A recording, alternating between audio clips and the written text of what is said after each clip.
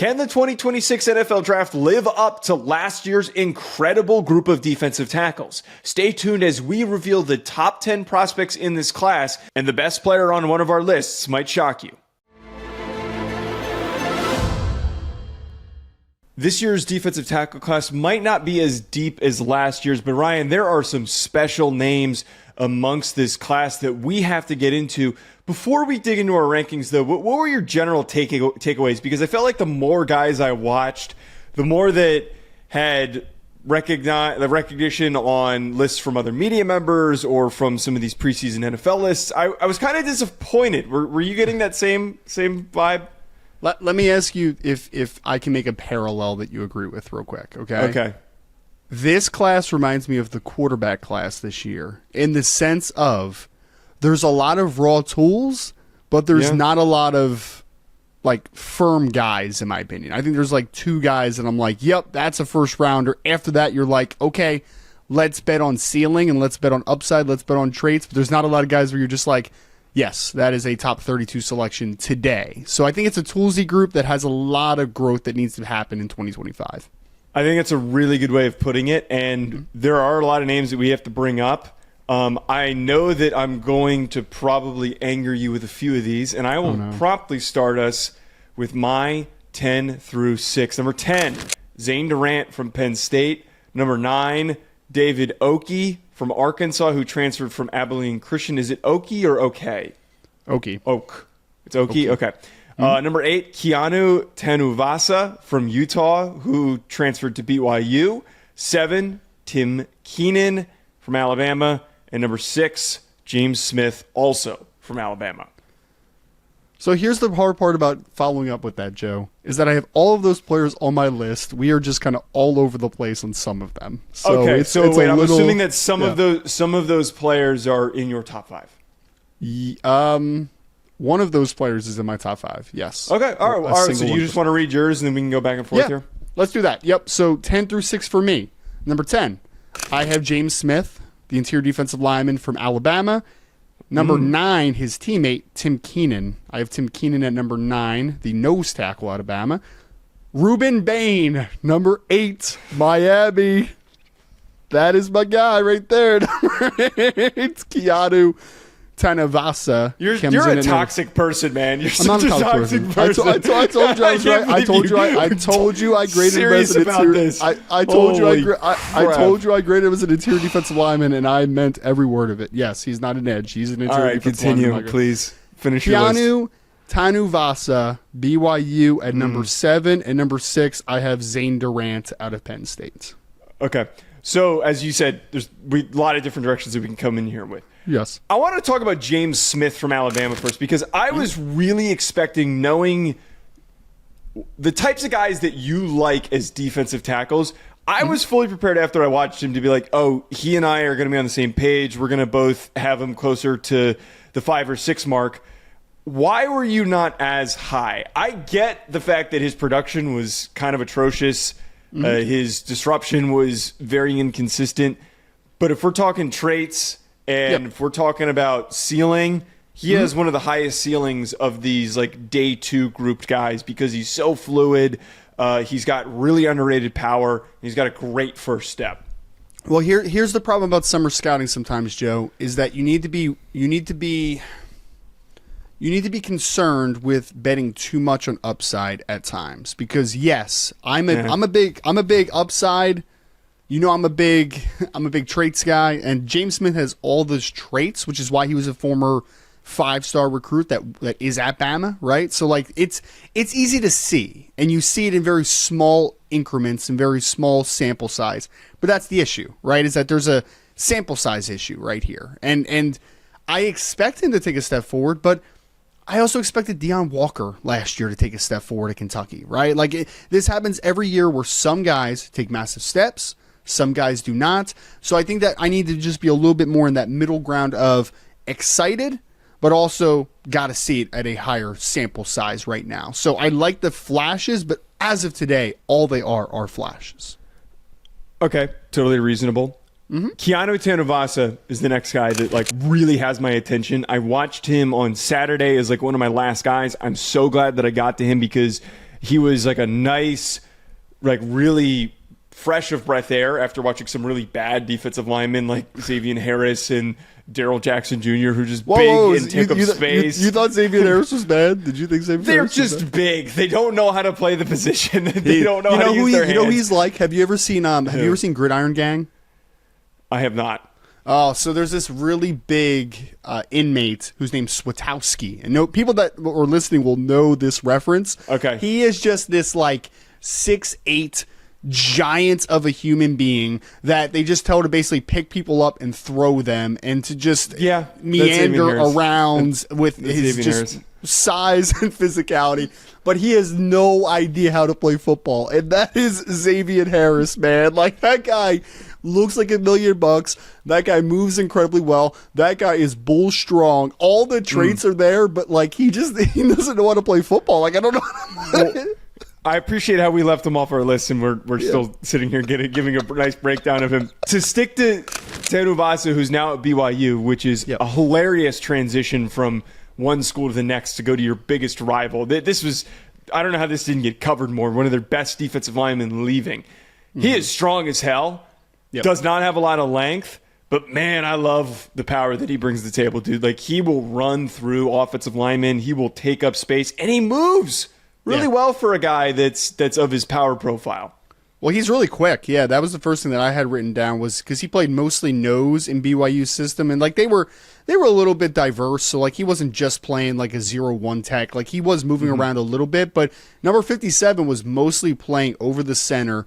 But the lateral mobility, Joe, was something that really popped off to me. Like he has really good hip fluidity, he has really good quickness, and he can one gap. You know, like he can take up two blockers, he can do the two gap work, the play at the point of attack, that type of stuff.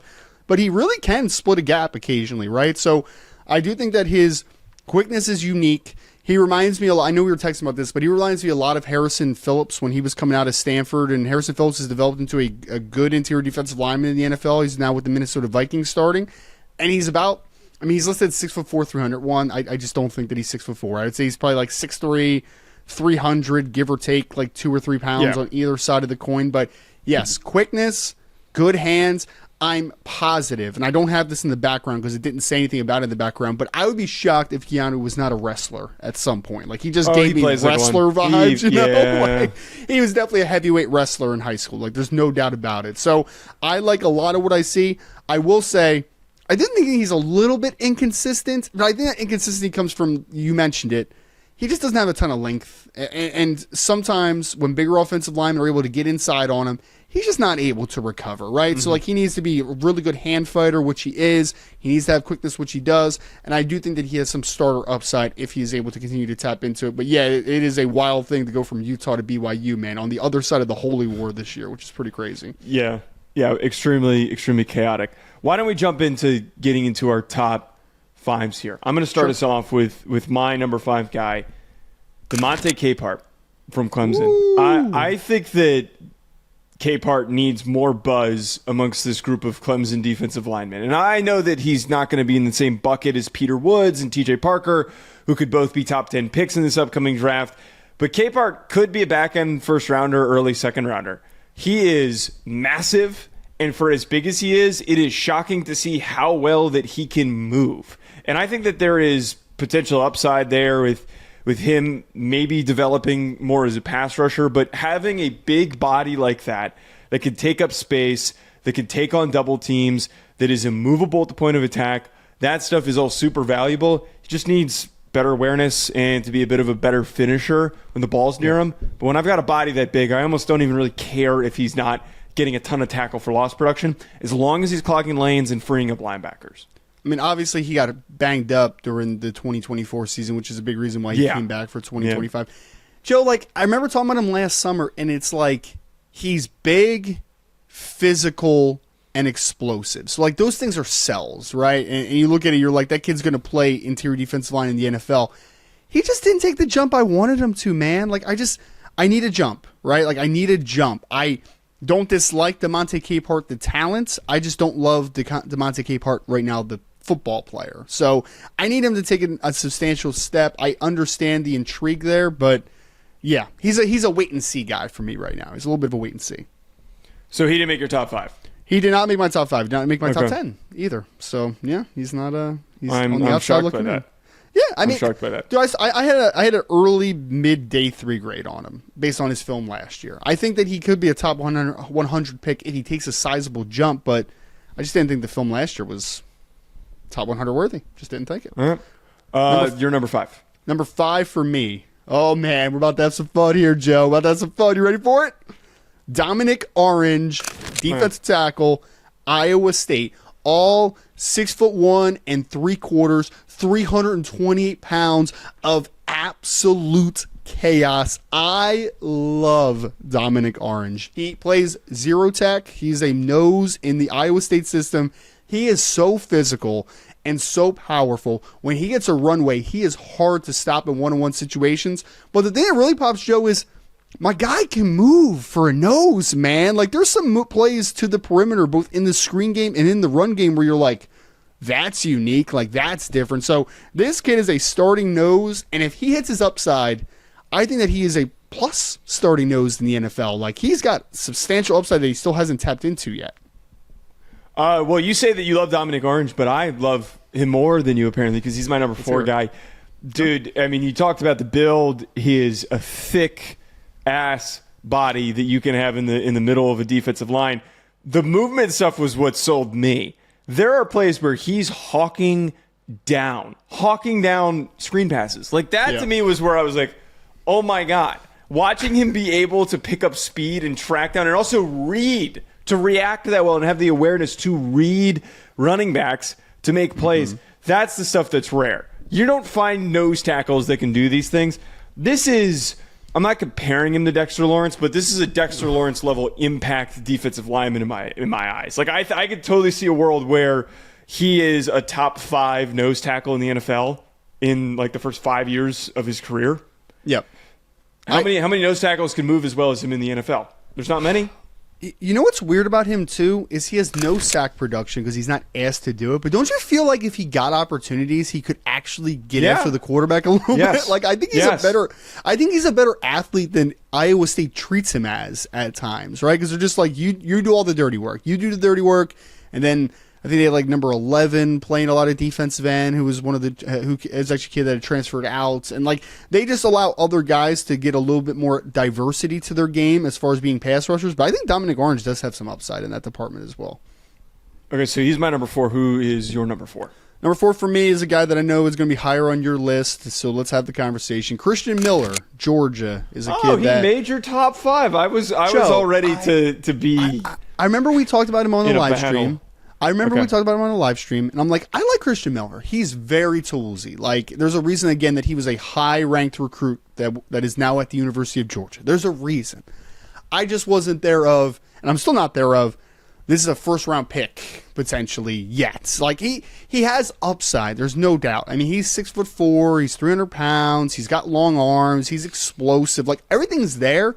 I just think he kind of has what we talked about earlier in the show of, I think his awareness still needs to take a step forward. I think that he just needs to play football. Like, he just needs to play more of a higher volume, and hopefully the game slows down for him a little bit. So I like the tools. I like the upside. But again, he's a guy that is a little bit of a work in progress because he just hasn't played a ton of football yet in Athens.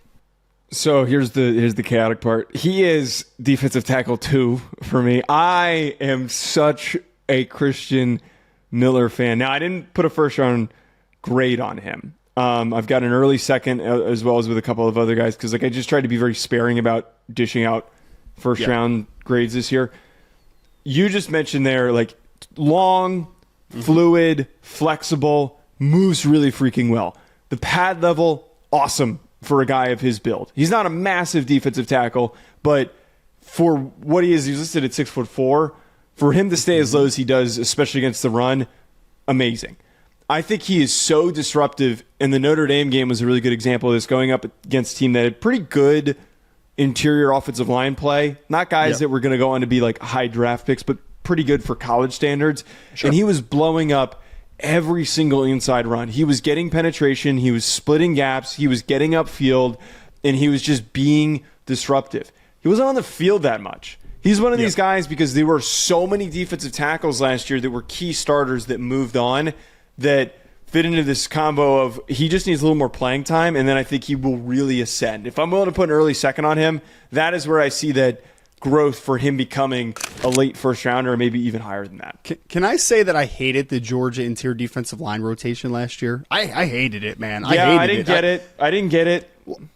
I thought Warren Brinson was a better talent than they treated him as. Like, they barely rotated him in a little bit. You know, who was the one guy? Why was the Nazir Stackhouse playing so much? Like, I just don't understand the Nazir Stackhouse thing. I'll never understand the Nazir Stackhouse thing. But yeah, it's interesting. I do think that Miller has a chance to be a riser. Are you ready for the shocker of the list? Are you ready for this? Say some dumb shit. Go ahead. I dare you. Say something. This is a guy that's on your list, Joe. You asked me.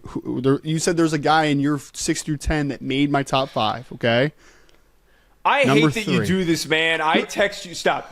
I text you. This is the second time now. I text you, and somebody commented this, that R. Mason Thomas is going to end this friendship. No, David Oki is going to end this relationship, because I texted you about this guy, how excited I was about him. I hadn't watched him and yet. I was very reasonable. I try not to get... You gave me nothing. I'm going to pull up the text I hadn't watched him yet. I hadn't watched him yet. I don't know what to say about this. Go ahead. Okay, go ahead. Number 3, David Oki, Arkansas defensive lineman, transfer this offseason from Abilene Christian. Joseph, 6'1" 3/4", 312 pounds. He's probably a little bit lighter when he was at Abilene Christian, but we have a verified measurable for him with the Razorbacks. Buddy, I think this is Javon Hargrave. Like, I think he's Javon Hargrave. I really do.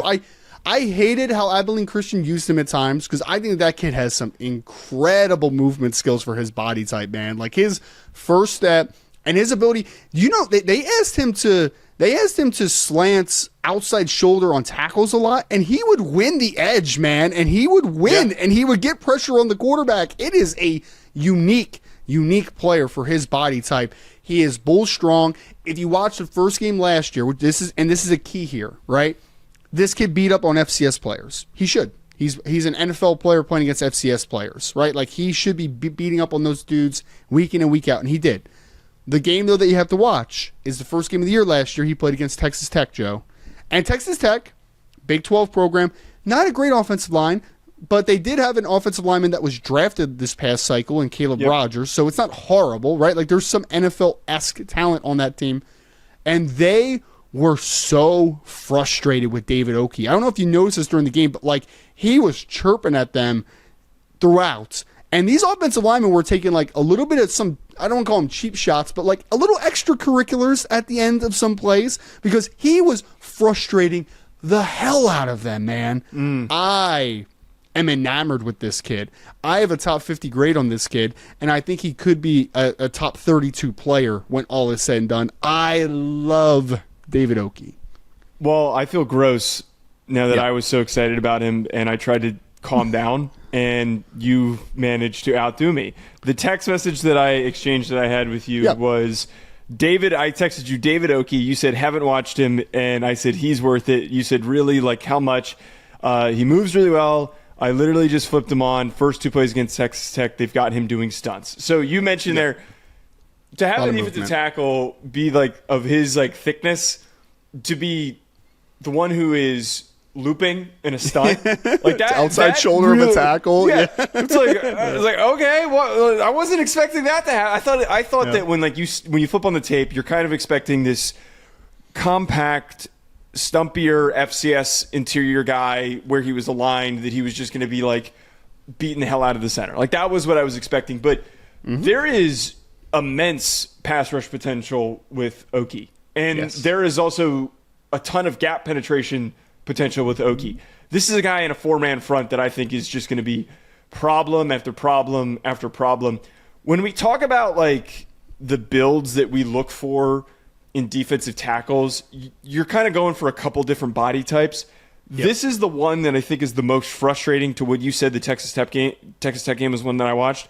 Having this body type where you're quick, you're strong, you play with really good leverage, and you're just underneath everybody.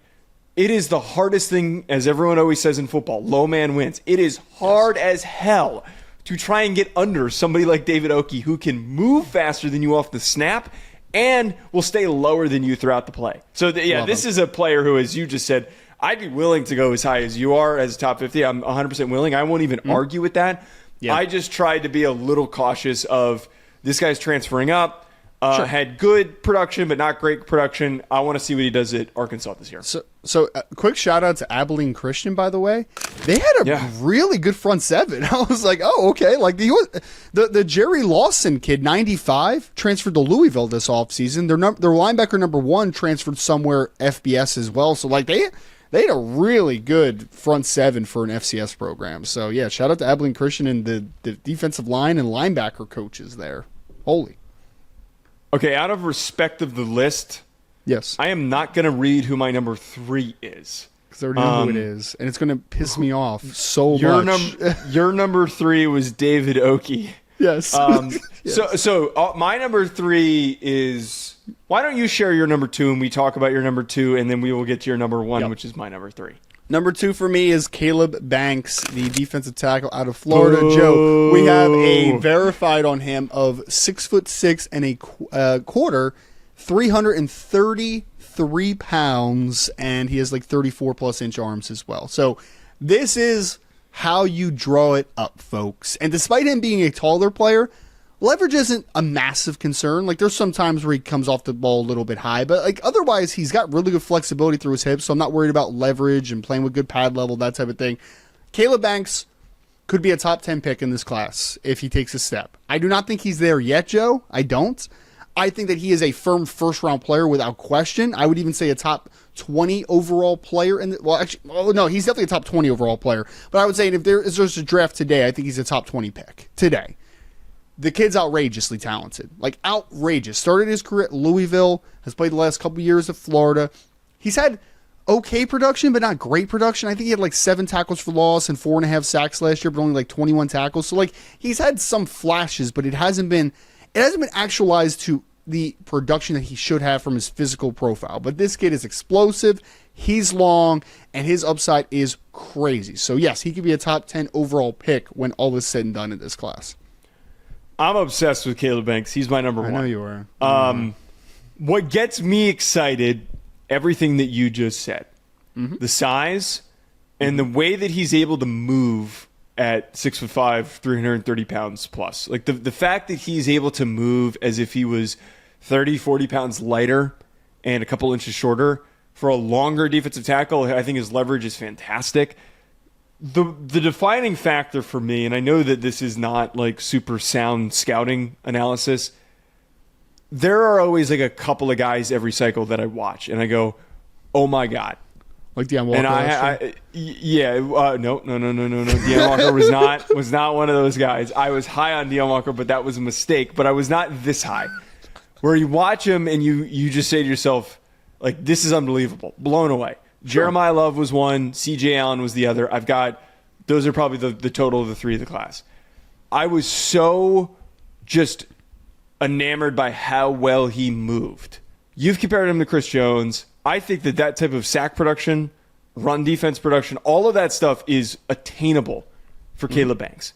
And after we saw like this big jump last year, he's coming back for another year for his 5th year of college football, I believe. He's been around for some time. That this should be this chance for him to take that final development step where his instincts meet the potential that he has. Freakish athlete. I'm 100% going all in on the traits here because it's just so rare compared to everybody else. He is rare. There's no doubt. He's a rare talent. Again, I do think there's a step that he needs to take as a football player, though. Like I do, he's a little streaky, Joe. He's a little streaky. I agree, and this is not going to be a Deion Walker conversation. It's not because Deion Walker was like they're all nothing like each other. Betting on him taking a huge step and blah blah blah blah blah. Caleb Banks is a different caliber of athletes in comparison to like a Deion Walker, like that type of stuff, and his weaknesses are experience based to a degree, right? Like technical based. I can teach everything that Caleb Banks needs to be better at every day of practice. I can do those types of things. So yeah, I like him a lot, man. I think I'll just jump in. I think Peter Woods is better. Like I just think Peter Woods is better. He's number one. Clemson defensive tackle.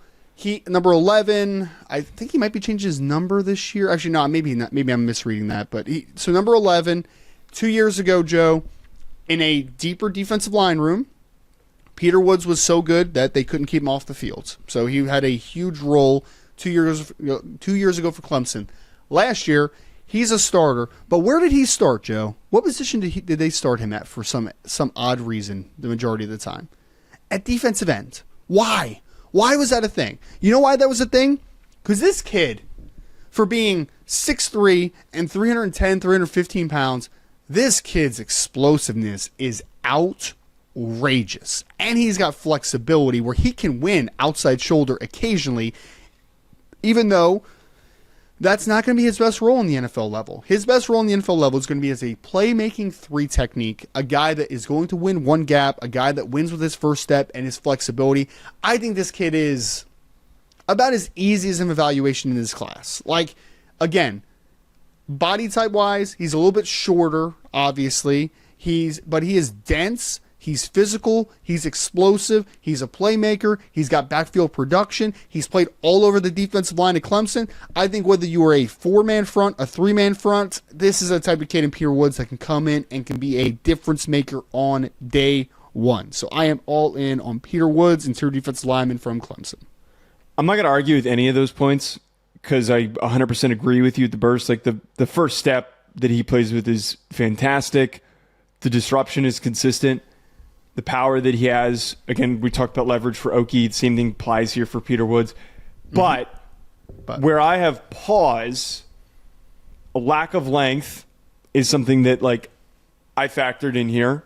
He's not a very long guy. He's listed at 6'3", but there's no way that he's 6'3". Like there's absolutely no shot that I'm not worried 6'3". about that. Did you think the length was? I mean, like we don't have a verified measurable on him, but like I didn't think the length was so bad that I'm like, oh my god. I mean, I didn't think it was bad. I just thought there were times where it caught up to him against the run and as a pass rusher. Like the times that he's losing, it felt like it was because he lacked the extra bit of length that he needed to create separation for himself. And the other part about this, and I know that every defensive tackle doesn't need to be great against double teams, but I thought that he struggled to anchor at the line of scrimmage against double teams and in other situations. Like I just didn't think that like he was super consistent there. So where we're kind of betting on and getting excited about him and why I still have a high grade on him, he's my number 3 guy.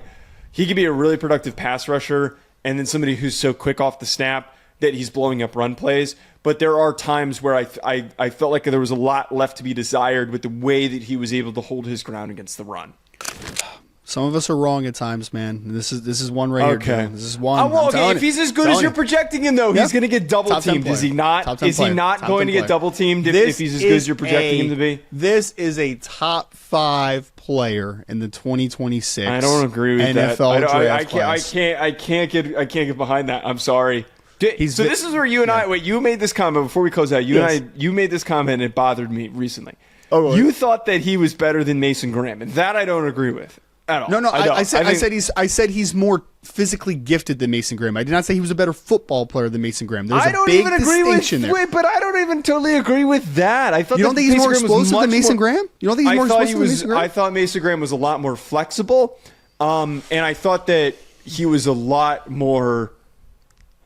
He was obviously a lot more natural because we're talking about how like he was the better football player. But I thought he was a lot more flexible. I would agree that Peter Woods is more bursty. He's quicker off the ball. I thought Mason Graham's hands were a lot better, and he played with more consistent leverage than Peter Woods. But I think Peter Woods is a more explosive athlete. Yeah. Like I just do. Yeah, I just do. All right. Well, everybody, let us know in the comments: Peter Woods or Mason Graham. Let us know below. Hit that like button and subscribe. That's not the question. That's not the question. The question is talent. No, it is a question. Peter Woods or Mason Graham? Mason Graham is a higher rated player for me right now. It's my question that I'm asking for the listener. Let us know in the comments. We'll talk to you later.